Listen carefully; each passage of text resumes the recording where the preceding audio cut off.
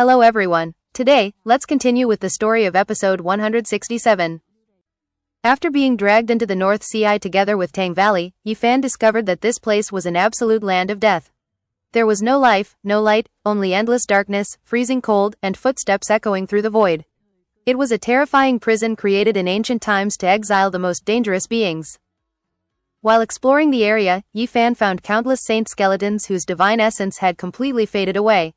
Even saint blood and skin had decayed into ordinary matter. This proved that the North Sea could slowly erase even divine beings. He also discovered the remains of more than 20 saints, including 7 great saints from different races.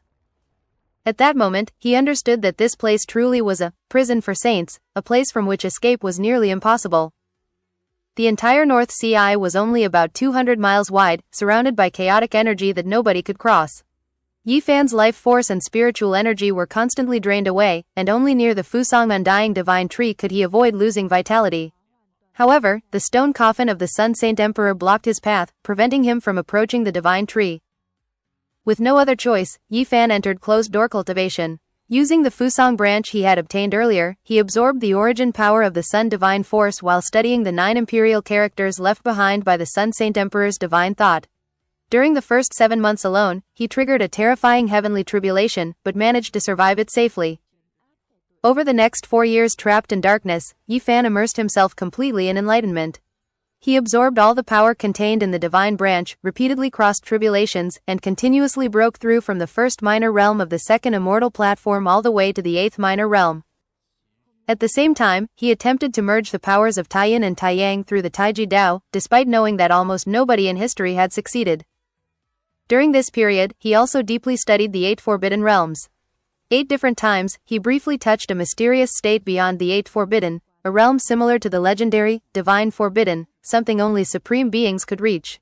Although it lasted only an instant each time, it greatly expanded his understanding of cultivation. The endless loneliness of the North Sea made Yifan calmer and more resolute.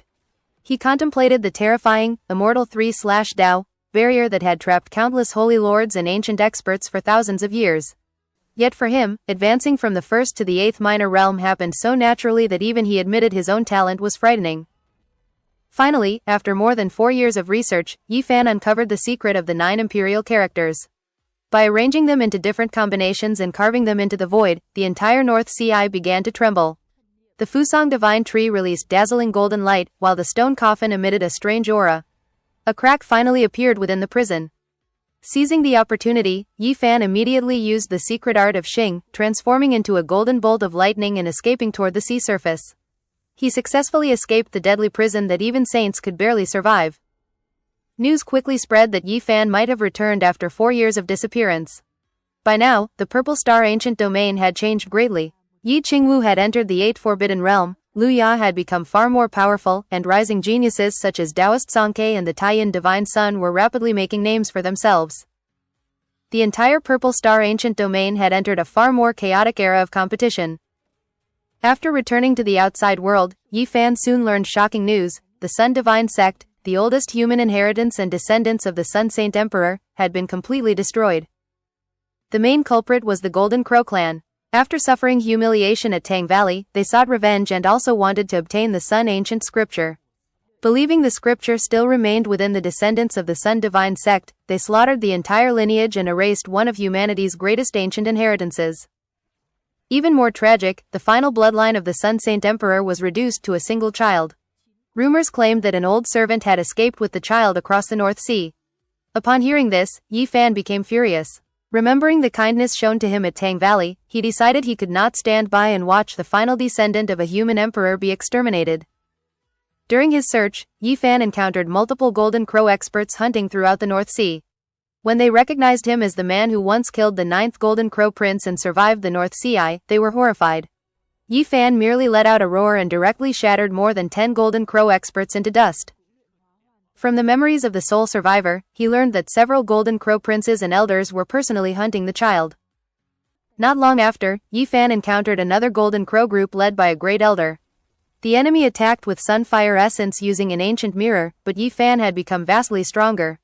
He shattered the mirror with one punch and tore the elder apart barehanded in midair. Eventually, Yifan found the child and the old servant on a deserted sea region. In front of them stood over 100 Golden Crow experts, including princes and elders. The child, Dongdong, was extremely weak and had nearly died several times after being brutally injured by the Golden Crow clan. Yet within his body burned an astonishing sun divine power like a miniature sun. This only made the Golden Crow clan more determined to kill him, fearing that if he inherited the Sun ancient scripture, he might one day become another Sun Saint Emperor.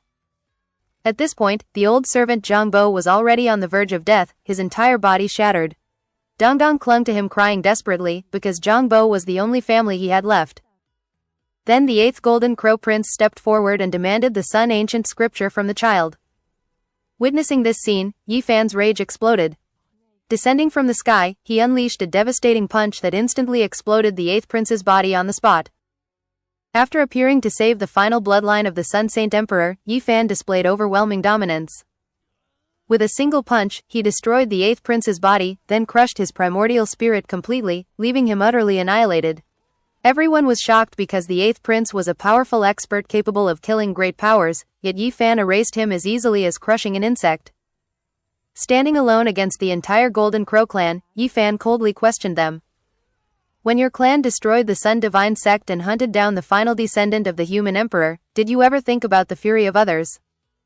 A Golden Crow commander insulted him, but Yi Fan used the secret art of Bing to control the enemy's own demonic blade and decapitate its master instantly. At that moment, everyone realized the truth. Yi Fan had truly escaped alive from the North Sea. Soon after, a Golden Crow great power attempted to seize Dongdong. Yi Fan immediately intervened and unleashed a terrifying Buddhist sound technique recreated through the secret art of Do.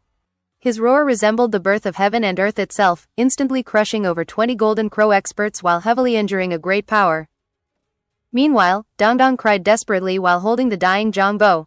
The old servant's body and primordial spirit were completely shattered, yet he forced himself to remain alive only because he worried about the child. Before dying, he lamented that the Sun Saint Emperor had once contributed immeasurably to humanity, yet even his final bloodline was now being hunted to extinction. Yi Fan tried to save him but failed. In the end, he solemnly swore, "As long as I live, nobody will ever harm this child again." His vow echoed across the North Sea like thunder, marking the beginning of his complete war against the Golden Crow clan. After Zhangbo's death, Yi Fan used the Taoist salvation scripture to send off his soul, vaguely sensing that the old servant might have entered reincarnation. At the same time, the entire Golden Crow clan surrounded Yi Fan, demanding revenge for the death of the 8th Prince. Yi Fan furiously denounced them for exterminating the Sun Divine Sect and attempting to wipe out the final bloodline of the human emperor.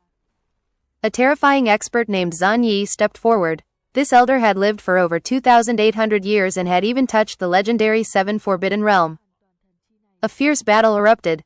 Zan Yi attacked using the mysterious Magnet Mountain and Sun Fire Essence, while Yi Fan countered with the secret art of Bing, the Great Void technique, and his terrifying physical strength.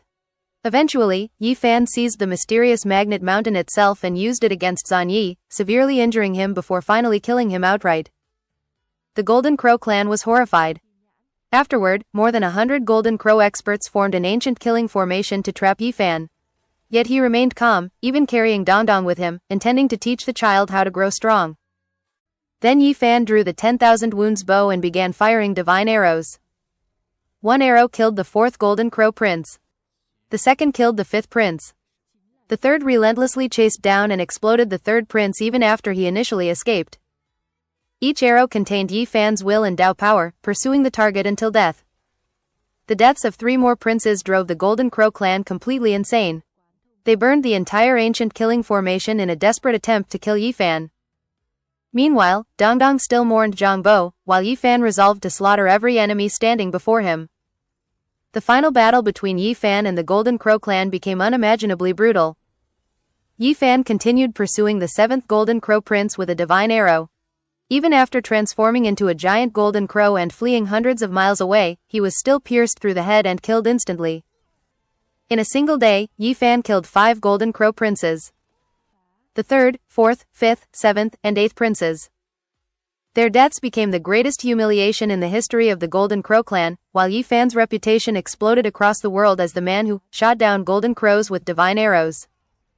Driven mad with rage, the Golden Crow clan fully activated the ancient killing formation, burning sacrificial altars and summoning countless golden crows and sword lights to destroy him. Before the final bloodbath began, Yi Fan gently put Dongdong to sleep and sealed him inside the jade purification bottle so the child would not witness the carnage. Facing the formation and over 100 Golden Crow experts alone, Yi Fan used the secret art of Xing and the Six Paths Reincarnation Fist to smash through the formation, destroying altar after altar while slaughtering countless enemies. 2 Golden Crow elders even sacrificed themselves to summon ancient ancestral Golden Crows, turning the battlefield into a horrifying sea of blood. By the end of the battle, Yi Fan single-handedly annihilated the entire Golden Crow force, including elders, great powers, and future heirs. Blood dyed the North Sea red. This battle completely shook the world. After the massacre ended, Yi Fan stood silently above the blood-covered sea for a long moment before finally disappearing into the distance, leaving behind only corpses, shattered feathers, and terror. And that's the end of episode 167. Don't forget to subscribe to the channel so you won't miss the next episode.